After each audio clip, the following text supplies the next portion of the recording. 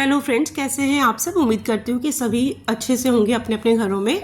चलिए बिना time waste करे आज की वीडियो स्टार्ट करते हैं। और आज की वीडियो हमारी द एम्परर मेजर अरकाना के 4th कार्ड की ही है। इससे पहले इसके सिंबल्स और इसकी मीनिंग के वीडियो हम ऑलरेडी देख चुके हैं। अब इस वीडियो में आज हम बात करते हैं कि अगर ये एम्परर कार्ड आता है किसी क्लाइंट के लिए तो उसके पास्ट जानने के लिए, उसका प्रेजेंट जानने के लिए, उसका फ्यूचर जानने के लिए, उसका रिलेशनशिप जानने के लिए, हेल्थ और उसके बिजनेस करियर जॉब से रिलेटेड चीज़ों को जानने के लिए हम रीडिंग कैसे करेंगे। देखिए मैं पहले भी बता चुकी हूँ और फिर बताती हूँ डियर फ्रेंड्स, अगर आप इस वीडियो को आप अगर एक टैरो रीडर बनना चाहते हैं, किसी की रीडिंग करना चाहते हैं, तो यकीन मानिए मैं जो भी कार्ड्स में वीडियो में जो सिखा रही हूँ कार्ड्स के बारे में, इतना भी अगर आप ध्यान से समझ लेते हैं, क्योंकि जिन जिन बारीकियों के बारे में बात करूँगी मैं, कभी कभी ऐसा होता है कि कई चीज़ें हमें पता होती हैं, कई नहीं पता होती है। तो जिन बारीकियों की भी बात करूँगी ना, अगर इतना जो वीडियो में मैं चीज़ें बता रही हूँ इतना भी अगर आप ध्यान से समझ लेते हैं तो बहुत अच्छे से आप टैरो रीडर बन सकते हैं और टैरो रीडिंग कर सकते हैं। और चाहे तो किसी प्लेटफॉर्म पे जुड़ के आप उनके साथ एम्प्लॉय भी बन सकते हैं। ठीक है, ये आपके ऊपर डिपेंड करता है। अगर आप लोगों में से किसी को टैरो सीखना हो तो मैंने अपने नंबर्स बीच में कहीं कहीं वीडियो के बीच में पब्लिश कर रखे हैं। आप चाहें तो मुझसे टैरो या न्यूमरोलॉजी सीख सकते हैं, आपके विषय। चलिए वीडियो स्टार्ट करते हैं। अब देखते हैं, मान लीजिए आप टैरो रीडिंग कर रहे हैं और आपके पास कोई क्लाइंट आ गया। अभी वो आपके पास कुछ नहीं बता रहा है, वो अभी आपको कुछ नहीं बता रहा है, क्योंकि कई बार क्लाइंट्स ऐसे आते हैं ना कि वो आपको खुद को जज करना कोशिश करते हैं, कि वो देखते हैं कि भैया सामने वाला बंदा कैसा बता रहा है, क्या ऐसे कुछ आता है या नहीं है मेरे बारे में, मतलब ट्रस्ट नहीं है ना। लेकिन जैसे ही आप उसके बारे में कुछ बताएंगे उसको ट्रस्ट आना शुरू हो जाएगा। तो ये डिपेंड करता है सिचुएशन के हिसाब से। हो अगर क्लाइंट नॉर्मली अपने सीधे आते बात करना, क्वेश्चन करना शुरू कर देता है तो ठीक है, बट कभी कभी ऐसे क्लाइंट भी मिलेंगे जो कुछ जानना चाहेंगे आपकी तरफ से पहले। तो अगर आपको क्लाइंट की रीडिंग कर रहे हैं आप और आपने उसका पास्ट जानने के लिए, पास्ट जानने के लिए कार्ड निकाला और द एम्परर कार्ड आ गया। जब आप किसी क्लाइंट को उसका पास्ट बता देंगे कि पास्ट में आपके साथ ऐसा ऐसा हुआ था, ये चीज़ें थी, तो कहीं ना कहीं उनका ट्रस्ट फैक्टर बढ़ेगा ना। तो इसीलिए जब भी कोई क्लाइंट आपके पास आता है तो आप उसका थोड़ा सा पास्ट देख के उसको बता सकते हैं। और पास्ट ना भी चाहते हो, अगर पास्ट नहीं बताना, तो करंट एनर्जी उसकी कैसी चल रही है, अभी उसकी प्रेजेंट में एनर्जी क्या चल रही है, वो जानने के लिए आप कार्ड निकाल सकते हैं। और उस कार्ड को जानकर उसके बारे में बताकर उस इंसान के ट्रस्ट डेवलप कर सकते हैं। मेरे पास मान लीजिए क्लाइंट आया या आपके पास आया, आपने कार्ड निकाला उसके बारे में और द एम्परर कार्ड आ गया। ठीक है, अब इसका पास्ट हम कैसे जानेंगे कि पास्ट में क्या क्या कैसा था ये व्यक्ति, क्या थी चीज़ें इसके पास, इसकी लाइफ कैसी थी। तो अगर पास्ट के लिए कार्ड आ रहा है तो हम कह सकते हैं कि जो भी क्लाइंट है ना हमारा, उसके पास्ट में वो अतीत में उसके शक्ति, मतलब बहुत ही पावरफुल फिजिकली तो था ही था। मतलब पावरफुल का मतलब है एक जैसे होता नहीं है किसी के इंसान के पास अथॉरिटी होती है, तो पावरफुल पर्सन था, स्टेबिलिटी थी इसकी लाइफ में, इसकी लाइफ में सब कुछ था, स्टेबिलिटी थी। ऐसा नहीं था कि आज इसके पास कुछ चीज़ें हैं तो कल नहीं है। कई बार ऐसा होता है कि इंसान के पास नौकरी है तो नहीं है, कल खाना है तो परसों नहीं है, आज ये लग्जरी मिली तो कल का पता नहीं है। लेकिन इसके साथ ऐसा नहीं है। पास्ट में ये पावरफुल पर्सनालिटी का व्यक्ति था, इसकी लाइफ में स्टेबिलिटी थी, गौरव था, मान सम्मान था इसके पास, अच्छी पोजीशन को होल्ड करता था। हो सकता है ये इंसान पास्ट में किसी अच्छी कंपनी में अच्छे ओहदे पे बैठा हुआ हो। ठीक है, उसने सभी के साथ अपने रहस्यों को छिपाने की कोशिश करी हुई है। क्योंकि आप खुद ही सोचिए, मान लीजिए कंपनी का कोई बॉस है ना, तो वो बॉस अपने हर एक वर्कर के साथ जाके तो सारी चीज़ें नहीं बताएगा ना। या देश का प्रधानमंत्री है, किसी देश का राजा है, वो हर किसी के साथ तो अपनी प्लानिंग डिस्कस नहीं करे चलेगा ना। वो अपनी चीज़ों को रखेगा, शेयर नहीं करेगा, सीक्रेट रखेगा। तो इसी तरह से जो पर्सन था उसकी ये क्वालिटी थी कि हर चीज़ सबके साथ शेयर नहीं करता था, अपनी हर एक प्लानिंग सबके साथ नहीं साझा करता था। ठीक है, वो बहुत पारंपरिक था, मतलब अपनी परंपराओं को मानने वाले थे। वो थोड़े से रूढ़िवादी किस्म के थे। पुरानी जो चीज़ें चलती आ रही हैं, पुराने जो सिद्धांत चलते आ रहे हैं, उनके प्रति उनकी निष्ठा थी और समय के साथ वो नहीं बदलते थे। अब एग्जाम्पल मान लीजिए कि कोई आपके घर में दादा दादी हैं, तो आप देखिए कि वो जल्दी ना लेटेस्ट, वो अपने ज़माने के गानों को तो गाने चल रहे हैं तो वो उन सब चीज़ों को अच्छा मान लेंगे, या नए जो गाने चल रहे हैं उनको जल्दी एक्सेप्ट नहीं कर पाएंगे, है ना। या कोई परंपरा चलती आ रही है तो जल्दी अपने में बदलाव नहीं ला सकते हैं। ऐसा नहीं है कि वो चाहते नहीं, मतलब ये टेंडेंसी ही होती है, ऐसी प्रवृत्ति ही होती है, और जिसके लिए कार्ड आया है वो इंसान इसी प्रवृत्ति का ही है।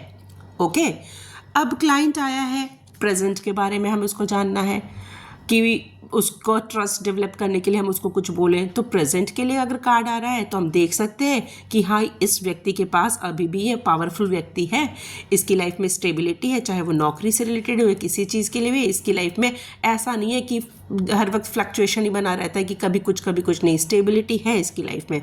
और काफ़ी मतलब मान सम्मान वाला, गर्व वाला व्यक्ति है, लोग एक अच्छी पोजीशन को होल्ड कर रहा है।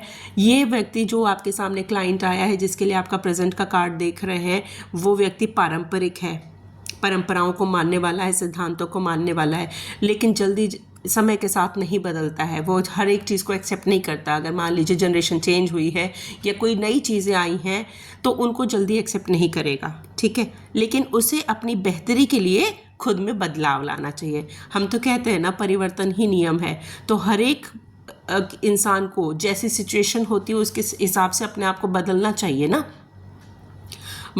हमारे टाइम में मोबाइल नहीं होते थे या एआई का ज़माना नहीं था, लेकिन अगर अब आप अपने आप को इन सब चीज़ों के साथ थोड़ा सा इन्वॉल्व नहीं करेंगे, ये तो मैं एग्जांपल दे रही हूँ, सिर्फ ये एआई टेक्नोलॉजी से नहीं, ये रिलेटेड किसी भी चीज़ से है। जब तक आप अपने में बदलाव नहीं लाएंगे तब तक उस एटमॉस्फेयर के साथ, उस एम्बियंस के साथ एडजस्ट कैसे कर पाएंगे, है ना। तो इसी तरीके से वह हमेशा सिद्धांतों पर टिका रहता है। ये अच्छी बात है, हाँ, प्रिंसिपल्स फॉलो करना बहुत अच्छी बात है, लेकिन हर समय कठोर नहीं होना चाहिए। हमें फ्लेक्सिबल भी होना चाहिए, फ्लेक्सिबल अप्रोच रखना चाहिए। सिचुएशन के हिसाब से हमें अपने आप में चेंजेस भी लाने चाहिए, ठीक। ओके, अब आगे बढ़ते हैं भविष्य जानने के लिए। कोई क्लाइंट आपके पास आया और वो पूछता है कि आप मेरा फ्यूचर बता दीजिए, मेरा फ्यूचर कैसा रहेगा। माफ़ी चाहती हूँ, बेल जो आपको डिस्टर्ब कर रही हूँ इसके लिए माफ़ी चाहती हूँ, कि भविष्य कैसा रहेगा। अब उस व्यक्ति के लिए हमारा ये द एम्परर का कार्ड निकल आया। माफ़ कीजिएगा, मुझे पता है कि मैं बहुत तेज़ी से बोल रही हूँ, बट वीडियो बड़ी ना हो इस वजह से मुझे स्पीड में बोलना पड़ता है। आप लोग को कोई चीज़ समझ ना आए तो रिवाइंड करके सुन लीजिएगा या कमेंट बॉक्स में क्वेश्चन कर लीजिएगा, ठीक है। भविष्य के लिए व्यक्ति में अगर फ्यूचर कैसा रहेगा और ये कार्ड आ रहा है तो हम कहेंगे कि व्यक्ति एक पावरफुल पर्सन बनेगा, इसकी लाइफ में स्टेबिलिटी होगी, इसके पास मान सम्मान होगा, रुतबा होगा, इसकी प्लानिंग बहुत अच्छी होगी, इसकी डिसीजन मेकिंग पावर बहुत अच्छी होगी, ये लीडरशिप क्वालिटी रखेगा, ये जहाँ भी जाएगा इसका अपने आप को एकदम अलग से ही ये दिखेगा, क्योंकि इसमें किंग क्वालिटीज़ हैं, तो पर्सनालिटी इसकी उसी तरीके से बनेगी। ये बहुत ही परंपराओं को फॉलो करने वाला पर्सन बनेगा, बहुत कठोर हो और ज़िद्दी भी होगा, लेकिन आर्थिक रूप से, फाइनेंशियल रूप से ये काफ़ी स्टेबल रहेंगे। इनके पास रुपए पैसे की, लग्जरी की कोई कमी नहीं होगी। अब आगे बढ़ते हैं रिलेशनशिप के लिए। आपके पास एक क्लाइंट आया और वो पूछ रहा है कि जी मेरा रिलेशनशिप के बारे में आप कुछ बताएं। तो सेम वही पैटर्न फॉलो कर सकते हैं आप। आपको उसका पास्ट का रिलेशनशिप जानना है तो किस तरीके से बोलेंगे, प्रेजेंट में इसका रिलेशनशिप कैसा चल रहा है, चाहे वो उसके कलीग्स के साथ हो, फ्रेंड्स के साथ हो, उसकी फैमिली के साथ हो, रिलेशनशिप किसी के लिए भी आ सकता है इसमें, ठीक है। फिर या फ्यूचर में रिलेशनशिप कैसा रहेगा वो आप अपने हिसाब से कन्वर्ट कर लीजिएगा। जैसे मैं पिछली वीडियोस में बताते आ रही हूँ कि पास्ट प्रेजेंट फ्यूचर को कैसे कन्वर्ट करेंगे, मैं एक एग्जांपल बता दे रही हूँ, मैं एक स्टेटमेंट एक आपको एक्सप्लेनेशन कर दे रही हूँ। पास्ट प्रेजेंट फ्यूचर में जैसे पहले वीडियोज़ में हमने किया है वैसे ही कर लीजिएगा। तो रिलेशनशिप के लिए ये कार्ड आ गया तो हम कह सकते हैं कि जो हमारा क्लाइंट है वो अपने रिश्ते में बहुत हावी रहेगा, डोमिनेटिंग टाइप का रहेगा, अथॉरिटी चलाने वाला रहेगा, दूसरों को थोड़ा सा दबाने वाला रहेगा। जैसे राजा कैसे होता है, हुक्म चलाने वाला, अपनी बात को ऊपर रखने वाला। तो इस तरीके से ये रिलेशनशिप में रहेगा। अगर इसके साथ रिलेशन में और लोग हैं तो ये उन पे हावी रहने की कोशिश करेगा। वह कभी कभी कठोर कार्य करेगा, डिसीजन जो लेगा या जो भी इसके ऑर्डर्स होंगे ना वो स्ट्रिक्ट हो सकते हैं, स्ट्रिक्ट पर्सन होगा। लेकिन ऐसे में रिश्ता तो ठीक चलेगा नहीं। हर वक्त आप अपनी चलाओगे, हर वक्त अपने हिसाब से लोगों को दबा के काम करवाओगे, डोमिनेटिंग रहोगे, किसी की सुनोगे नहीं, स्ट्रिक्ट रहोगे हर वक्त, तो ऐसे तो नहीं होता है ना। रिश्ते तो आपसी समझ के साथ चलते हैं ना।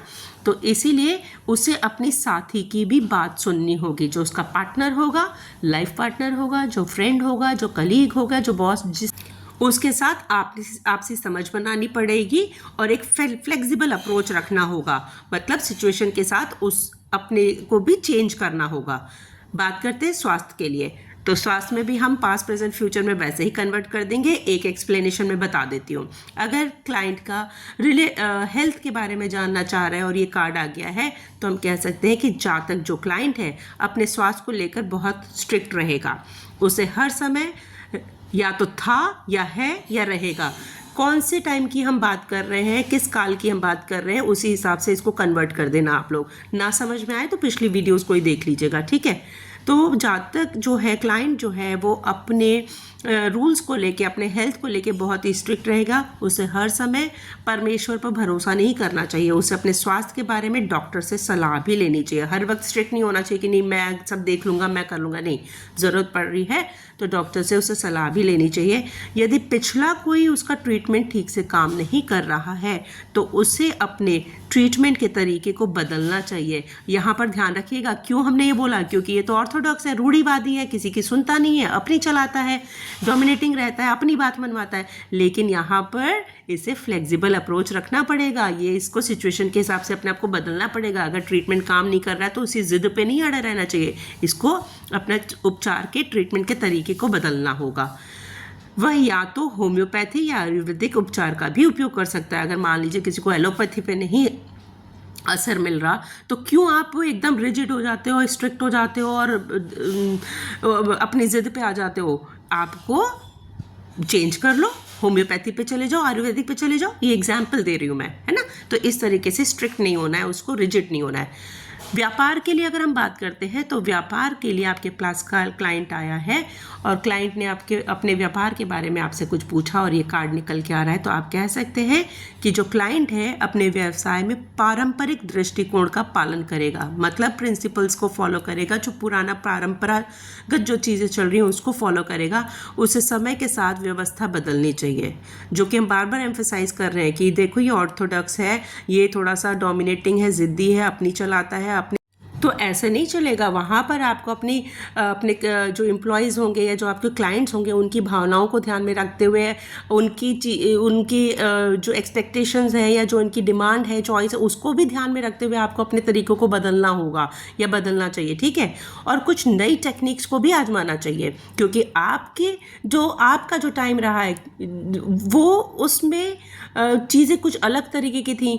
अब जो चीज़ें चल रही हैं उसमें कुछ अलग चीज़ें आ गई हैं। तो आप कहो कि ना जी मैं कैश में ही पेमेंट करूँगा, तो अगर ऑनलाइन का पेमेंट है और प्रोविज़न है और क्लाइंट के पास पैसे कैश में नहीं है, ऑनलाइन ही है, तो आप मतलब कहने का मतलब है, एग्जांपल मैं दे रही हूँ कि आपको अपनी चीज़ों को थोड़ा बदलना पड़ेगा ना। नई टेक्निक्स को आजमाना चाहिए। टेक्नोलॉजी का मतलब यहाँ सिर्फ टेक्नोलॉजी से नहीं है, थॉट से भी है और किसी भी चीज़ की सोच उसको भी बदलने से है, कि तरीके को बदलने से, ठीक है। लेकिन उसकी आमदनी स्थिर रहेगी और वह सफल होगा। डेफिनेटली वो सक्सेसफुल पर्सन बनेगा, बहुत अच्छी पोजीशन पे, चाहे वो बिजनेस कर रहा है या करियर में जॉब में है, करियर में या कहीं पर भी है, जिस काम को भी करेगा उसमें उसको स्टेबिलिटी मिलेगी, मान सम्मान रहेगा, पैसा रुपया रहेगा, रुतबा रहेगा, पावर रहेगी, अथॉरिटी रहेगी, सक्सेसफुल पर्सन बनेगा। लेकिन कब? जब इसके साथ गाइडेंस भी है, जब वो अपने आप में अपने तरीकों को थोड़ा बदलने की अप्रोच रखेगा, फ्लेक्सिबल रहेगा थोड़ा। येस नो की रीडिंग में ये येस का कार्ड है। और अगर किसी को लगता है कि मेरी जॉब कैसी लगेगी, कैसी, तो अगर ये कार्ड आ जाता है तो हम कह सकते हैं कि बहुत अच्छी जॉब लगने वाली है। आप कुछ हाई पोजीशन पे आप अपॉइंट हो सकते हैं, जहाँ पर आपके पास पावर भी होगी, अथॉरिटी भी होगी, आप बहुत अच्छे डिसीजन मेकर भी बनेंगे, बहुत अच्छे प्लानर भी बनेंगे, आप के पास लोग अपनी प्रॉब्लम्स को लेके आएंगे, आप मतलब ओवरऑल जैसे किंग की क्वालिटी में जो लोग नहीं होते वो सारी क्वालिटी ट्रेट्स आएंगे इसमें। तो उम्मीद करती हूँ ये समझ में आया होगा आपको।